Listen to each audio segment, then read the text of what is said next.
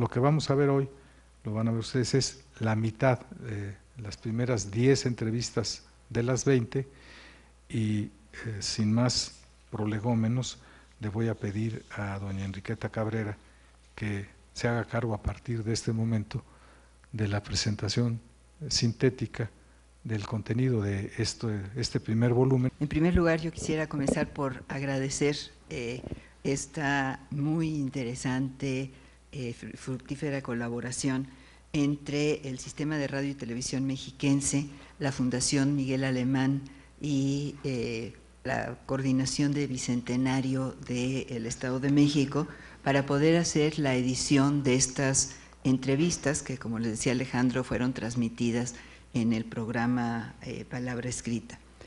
Unos fragmentos de alrededor de 4 o 5 minutos de cada una de las entrevistas. Entonces yo sugiero que sí pueden girar un poquito sus sillas, como se sientan cómodos.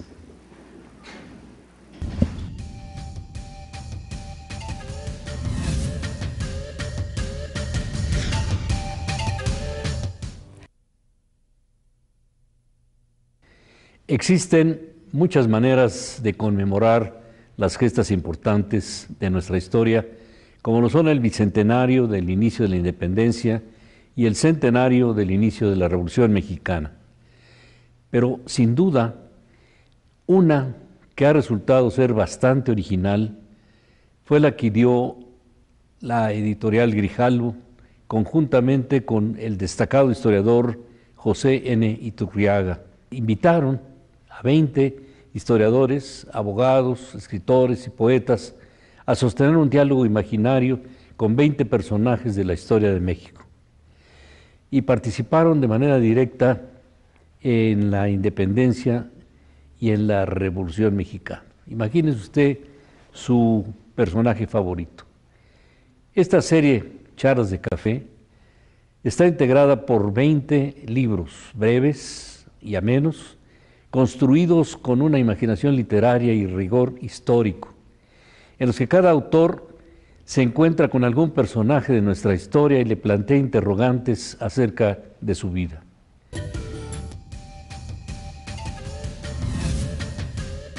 Patricia Galeana, entramos ya en la independencia. 3 cuestiones muy importantes. Uno, la decisión de Hidalgo. O sea, en el momento que se descubre la conspiración, hay dudas de algunos de los caudillos independentistas, pero Hidalgo no duda en ningún momento. Sí, ese es un punto muy importante. Es un hombre con carisma, pero también con decisión. Por eso es el líder. Aun cuando había sido Allende el que había estado planeando el levantamiento, pues a la hora de la verdad, cuando viene el aviso del enviado de doña Josefa, inclusive el propio Aldama pensó en huir, ya no iba a irles a avisar hasta Dolores. Y entonces el enviado le dice, no, vamos, yo lo acompaño. Y entonces, bueno, pues ya van. Y Allende también piensa que hay que huir, esconderse, hasta que todo esté pues más preparado.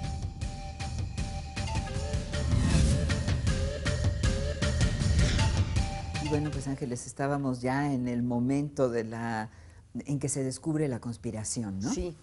Y bueno, yo te decía en el corte que ahí había 2 reacciones, ¿no? O sea, se descubre la conspiración, básicamente se descubre la conspiración en Querétaro, donde ella era esposa del corregidor, por eso vivían ahí, etcétera. Y él tiene una reacción como de que esto es el fin, ¿no? Sí. Se acabó, se descubrió la conspiración, nada más que hacer. Y ella, al contrario, dice, se descubrió la conspiración, ahora hay que acelerar las cosas para adelantar la revolución de independencia, ¿no? Exacto. Sí, porque ya estaba todo listo, realmente empezaban los primeros días de octubre, ¿no? Ya estaba todo listo, entonces decía, bueno, es que es absurdo, ya está todo listo. Cuando él llega y le dice, no, Josefa, antes que toda la conspiración, tenemos que mantenernos muy cautelosos porque, pues, obviamente a él es el primero que se entera como corregidor, ¿no? Sí. Y le dicen que detenga, y le dan una serie de nombres de sus, digamos, compañeros de la tertulia. Entonces, pero no se dice nada de ellos todavía, no se sabe que ellos también están en eso, ¿no? Entonces le dice, ella le dice, qué barbaridad, Miguel, ya lo saben, ¿no? Allende y Hidalgo. Y él dijo, no lo saben, pero nosotros tenemos que mantenernos muy callados porque no descubran que también nosotros estamos en eso. Y ella dijo, oye, ¿cómo no vamos a mandar a avisarles? Claro que sí, no por cuidar nuestra seguridad personal vamos a arriesgarlos a ellos. Por supuesto que no. Y él dice, no. Entonces ahí viene la discusión esa, por la cual él la encierra en su recámara.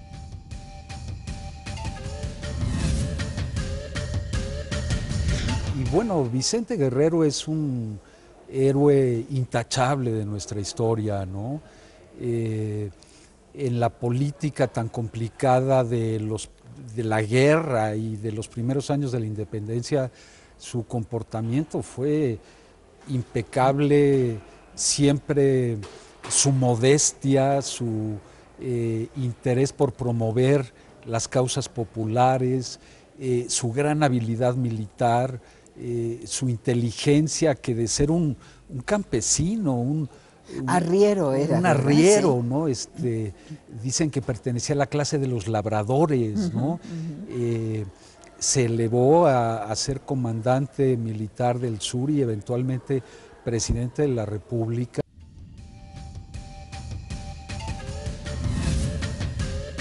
¿Cómo es que Leona Vicario se acerca a los grupos insurgentes desde muy joven? Pues yo creo que más bien los grupos insurgentes se acercan a ella. Aquí es un poco al revés. Leona Vicario es una mujer que a los 18 años queda huérfana de padre y madre, con una herencia bastante sustanciosa, y queda a cargo de su padrino, que es don Agustín Pomposo Fernández de San Salvador, 2 veces rector de la Real y Pontificia Universidad y un gran jurisconsulto. Entonces, él tenía, además de sus cargos en la universidad, en la Real Audiencia, tenía un bufete jurídico.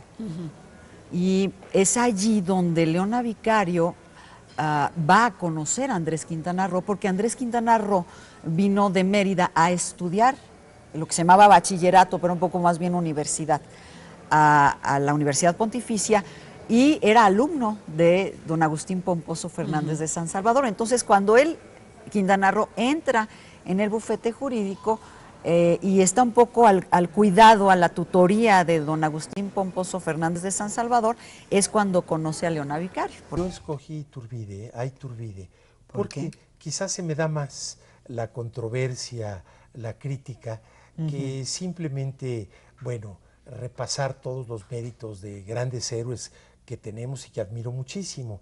Pero aquí me intrigaba en particular esa figura oscura para la mayoría de los mexicanos, oscura no tanto por misteriosa, sino por negativa.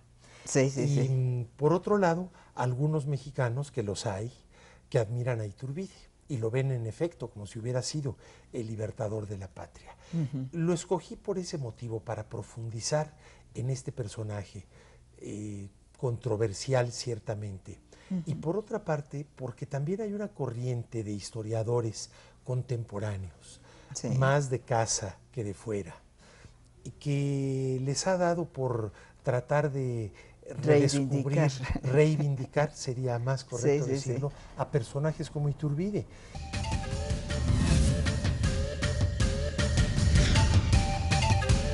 La palabra, ¿no? Efectivamente, él siempre creyó que la difusión de la palabra escrita, a pesar de que nuestro país era de analfabetos, tenía un poderío que además abría las puertas de la dictadura de una manera real. El periódico, el semanario Regeneración, se leía en los centros de trabajo y en los poblados por los hombres ilustrados, que lo leían en voz alta a sus compañeros. El movimiento magonista, influido por la prédica en las páginas de Regeneración, se extiende a casi todo el país. Los hermanos Flores Magón